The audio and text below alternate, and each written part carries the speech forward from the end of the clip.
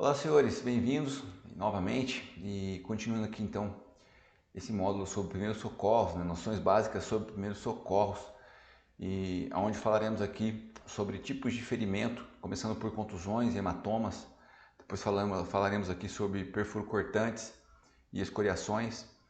Lembrando que todo esse tipo de atendimento que a gente faz aqui é um atendimento pré-hospitalar e essa vítima precisa ser atendida por um profissional da saúde. Então, nós damos início aqui em algo que é bastante simples, para que essa vítima depois possa ser atendida num pronto-socorro ou pelo SAMU, né, se esse for o caso. Então, o que é contusão? Né? Contusão é sempre que a gente tem ali uma batida contra, uma pancada, a gente vê isso muito no futebol. Então, contusões que muitas vezes também geram hematomas, né? A gente chama que é o roxo na pele muitas vezes. Então, esses são exemplos aqui de contusão. Aplicar gelo, né, para melhorar a dor, o inchaço, não movimentar a parte atingida, se possível por gelo e levar essa vítima para o hospital. Então aqui, ó, o perfuro cortante, né, ou escoriações. Então lavar o ferimento com água e sabão, secar o local com gás ou pano limpo, se houver sangramento, comprimir o local e fazer um curativo, né, manter o curativo limpo e seco e proteger o ferimento para evitar contaminações. Claro que aqui ele já até dá uma orientação um pouco mais avançada, mas no nosso caso é antes do hospital. Então, o perfuro cortante, por exemplo, algo que eu devo saber é eu não devo retirar esse perfuro cortante da vítima. Então, por exemplo, vamos pegar uma vítima que sofreu talvez vamos pegar um caso de obra, né, e de repente escorregou e um vergalhão desses de obra metálico encravou na pele ali, entrou no braço dela. O ideal é que você não retire isso, se possível, né? De repente você chegou lá, a vítima já levantou e já foi. Mas se algo foi cravado nessa vítima, essa vítima deve ir para o hospital dessa forma. Porque pode ser que no momento que isso é retirado, você aumente ou você inicie uma hemorragia e aí a gente tem mais dificuldade de controlar isso. Então, quando fala que assim, em caso de hemorragia, pressione o local, parece algo simples, mas nem sempre é.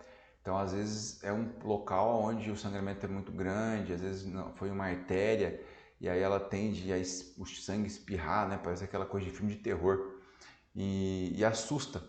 Então, são situações que a gente pode, podendo evitar, devemos. E uma das formas de evitar é essa: você não tirar ali o item que foi inserido ali, encravou na vítima. Então, aqui são alguns pontos importantes em relação a isso. Aí a gente fala de hemorragia. Então, as hemorragias, elas podem ser hemorragias internas ou externas. Então, quando a gente fala de uma hemorragia interna, ela tem algumas características, aquele suar frio, sudorose, e dependendo da região, você consegue perceber alguns hematomas, como por exemplo nos olhos, aqui debaixo dos olhos, os olhos mais bem escuros aqui, como se fosse uma olheira, mas muito mais profunda, né, na questão da cor, né, muito mais escura. Então, provavelmente ocorreu ali, está ocorrendo uma hemorragia interna e esse sangue está parando nessa região. Da mesma forma, você consegue observar isso no tórax da vítima. Então, por isso que muitas vezes quando o socorro chega, ele tira ali, já corta a roupa da vítima para procurar por esse tipo de hematoma. Isso vai acontecer sempre você pensando na ocorrência do acidente. Então, por exemplo, a vítima desmaiou, você não precisa procurar por esse tipo de hemorragia interna. Agora, uma vítima que caiu de um telhado, uma vítima que sofreu um acidente de carro, é mais possível disso acontecer, né? Ah, mas a vítima desmaiou, pode ter uma hemorragia acontecendo? Pode, a gente pode estar se deparando com um derrame, por exemplo, mas não vai ser uma hemorragia que a gente vai conseguir perceber, como esses exemplos que eu estou te dando aqui, tá bom? Então isso é importante a gente sempre lembrar. Quando a gente fala então das hemorragias externas, que são aquelas que é possível a gente visualizar, são visíveis, essas são mais fáceis de controlar. Então se a gente voltar aqui um slide, nesse exemplo aqui é uma das formas, você manter o membro que foi ferido, cortado, onde está a hemorragia, numa posição acima da linha do coração, para dificultar o sangue chegar aqui. A outra possibilidade é você trabalhar com tamponamento, por exemplo, como você vê aqui nessa outra imagem, ó, tá? Então, aqui também é uma possibilidade, simplesmente pressionando o local ali do ferimento, tanto aqui no braço quanto aqui na perna. Outra possibilidade é você pressionar aqui a veia que atende essa região, então debaixo aqui das axilas, debaixo da virilha, né, na parte interna aqui, né, na virilha, na verdade, na parte interna da perna. Então são pontos que, se você pressionar, vai diminuir o sangramento nas extremidades. Você vai fazer isso ou pedir para que a vítima faça isso, principalmente se você não tiver o EPI adequado, né? Pô, eu preciso estar de luva, eu preciso estar com a máscara, eu preciso estar com óculos, porque se esse sangue espirrar em mim eu estou protegido. Senão eu falo para a vítima fazer isso, né? Ó, cortou o braço, ergue o braço acima da linha do coração, já vai diminuir bastante. Pressiona, né? Pede para a própria vítima pressionar ali com um pano limpo. Então, esse é o protocolo básico ali para ferimento, é simples, de ferimento de hemorragia, né, que causa hemorragia. Não é nada muito complexo, tá bom? Esses são os pontos importantes. Aí depois a gente fala de entorse e luxação. Forte dor no local, e aí o que eu faço? É o mesmo caso do que a gente viu aqui quando a gente falou de contusão e hematomas. Então eu vou preservar aquele membro ferido, não vou ficar movimentando ele, né? Se possível, por uma compressa de gelo, vou imobilizar e vou levar para o hospital ou aguardar ajuda médica, tá? Então, o entorse é isso, né? Então, ela vai ter uma dor muito forte no local, a gente vê aqui na imagem. Luxação, o osso de uma articulação sai do lugar, então muito dolorido, né? Só da gente falar já dá um negócio ruim, né? Principalmente vendo uma imagem dessa daqui, ainda que é um desenho, né?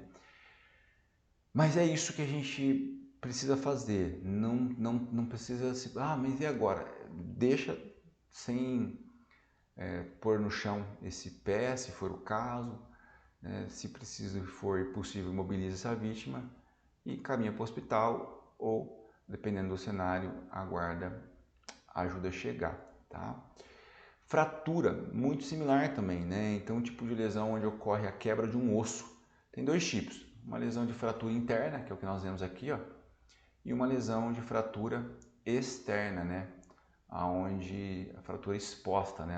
Rompeu a pele. Tá? Então, o que não devemos fazer? Não devemos tentar colocar no local, então isso não existe, né? Tipo, pegar uma fratura exposta e querer pôr o osso para dentro, nada disso. Se possível, você vai tentar colocar simplesmente esse membro na posição original dele. Tem um protocolo para isso. Ah, eu não tenho certeza de como fazer. Não faça. Não faça.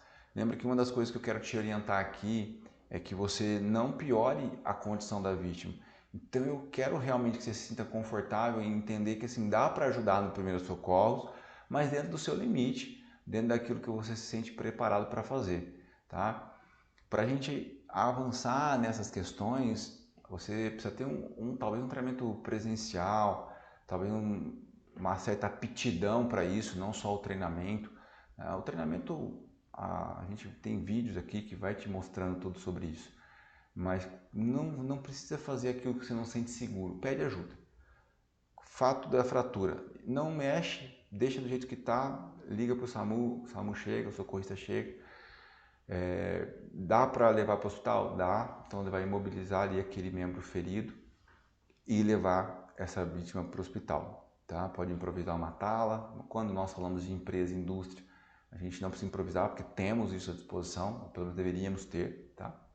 Então é isso, proteger, né, quando for uma fratura exposta, proteger esse ferimento para não ter contaminantes ali, sujeira, né? Então talvez jogar um pano ali em cima, quando possível, e proteger é algo importante também, tá bom? Então é isso, esse módulo bem curto aqui, a gente falou então sobre fratura, entorse, luxação, hemorragias e falamos basicamente dos tipos de ferimentos, é isso, tá bom? Então fico por aqui, até a próxima aula.